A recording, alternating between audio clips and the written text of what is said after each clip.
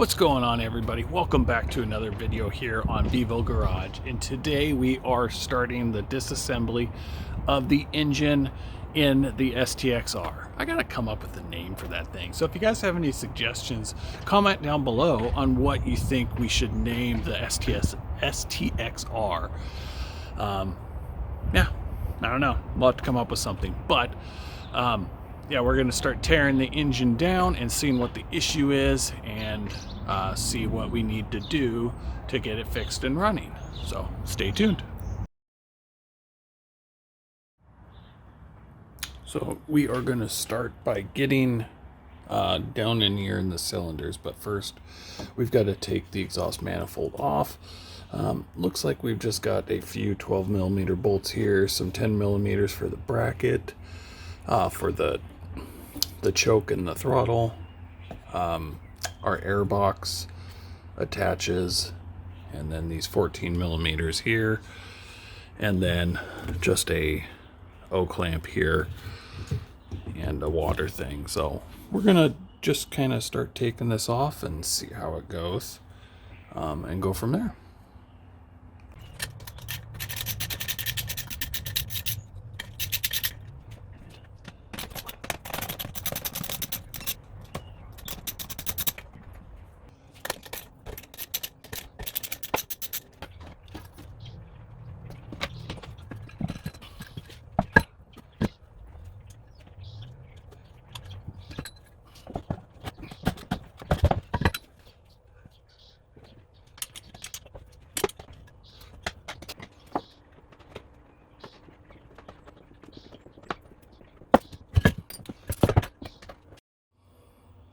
Well, as you can see, we got the exhaust out. We still have this piece on here, but that's attached to each of the cylinder walls themselves.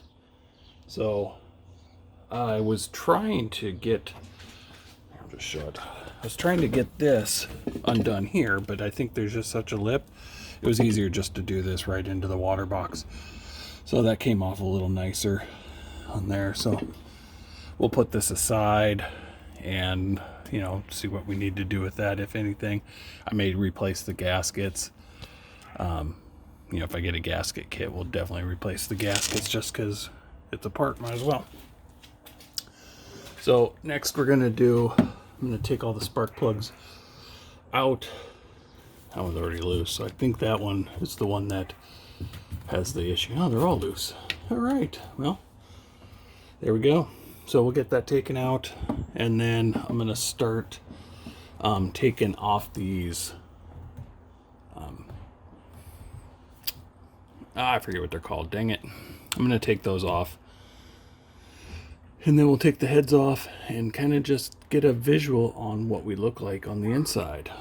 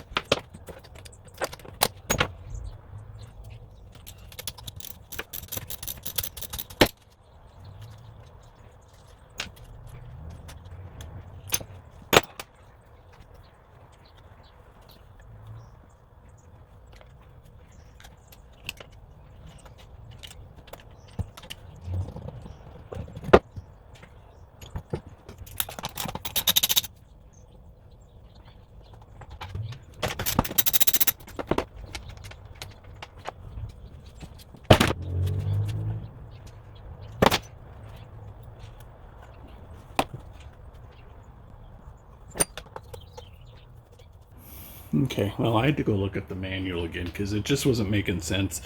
It said to loosen the two clamps on both sides, you know, the front carburetor and the back carburetor, and there was, you know, it just wasn't loosening, wasn't lifting. So I just wanted to confirm in the manual what it said to do, and that's exactly what it said to do. So I got it loose. I did it off camera, but essentially what I had to do was take a pry bar and put it in between. So now we got that off, and I'm just wondering if it's, you can kind of see in here, it's kind of corroded, so that may have had something to do with it. I think this ski's definitely been in salt water, but so right now I can get the carbs off, but I still have to get some of the hoses and stuff off, and I think I'm just going to kind of lift it out of the way. I'm not going to, you know, we'll see.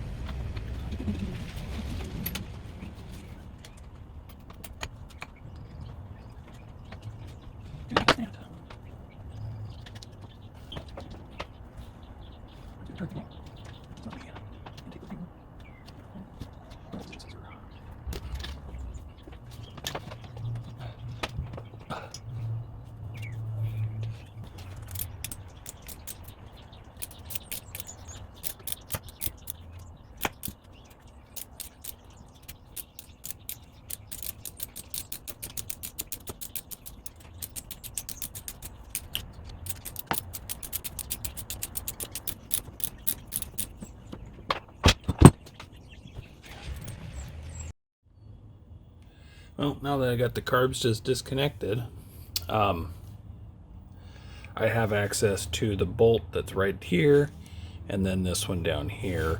I've already taken this one off down here. So there's just two on the top, one on the back per cylinder. So I've just got two more bolts down here to get off, and then this should be able to lift out. So we will get that out next.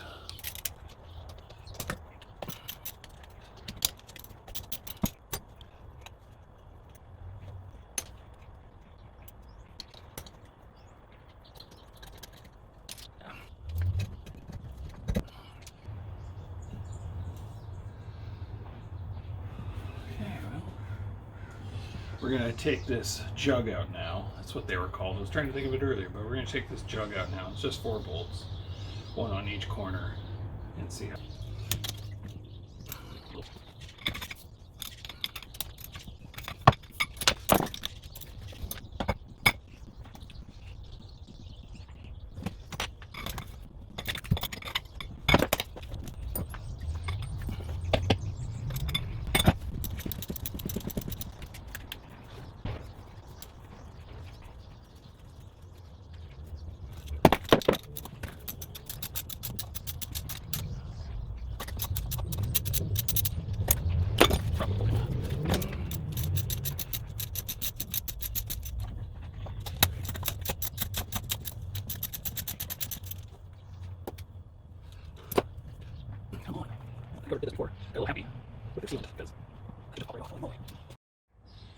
Well, I took a little break to get some research done on it to figure out, but essentially I unbolted this here and it wasn't budging at all.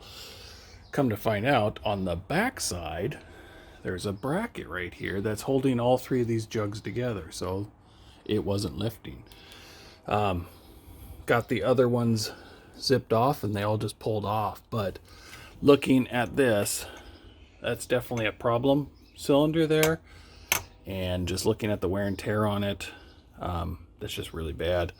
The other 2 don't look horrible,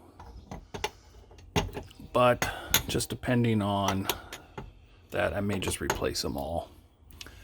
And then of course we've got to look at the inside of the cylinder walls to see how they look, and we'll go from there. So after much discussion on what to do, thoughts and all that stuff, we're going to pull the engine out. And to do that, obviously, got to disconnect stuff. So I've already started disconnecting the harness to it. I got the oil inlet line. Some of the fuel lines are all disconnected. All the harness stuff is done. I got the ground and then the starter thing.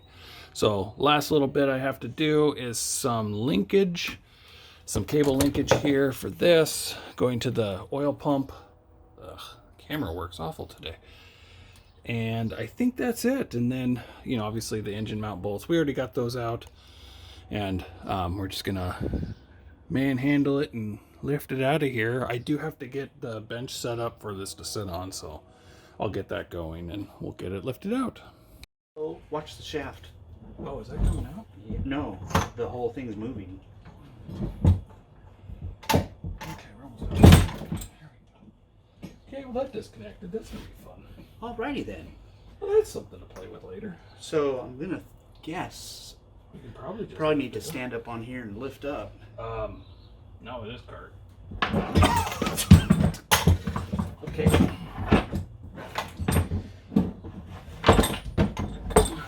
I guess just take a second over this way. All right, well, I don't know how much of that was filmed at this time, but yeah, we just yanked it right on out with just some basic rope to give it leverage, and it came out pretty easy. So, well, that wraps up the video for this episode. We got the engine completely torn out. I kind of went through some stuff off camera and looked to see. So I got a parts list, and I'm going to start getting all that figured out on where I'm going to buy it and all that stuff. So it may be a little bit before I post another video, but it'll probably be the cleanup of this and then assembly of it too. So hopefully it won't take too long. We are towards the end of, well, the middle of March. So my goal is I want this in the water in May, and with the engine work that we have to do with it and doing the reverse conversion on it, I think it's gonna definitely be close, but all depends on how soon I can get these parts. So I'll wrap this video up now, but thank you so much for watching. Consider subscribing if you're interested in this STX-R or even the Goat Ski, because I'll be doing another video on that here soon. But thank you so much for watching, and we'll catch you on the next one. Thanks.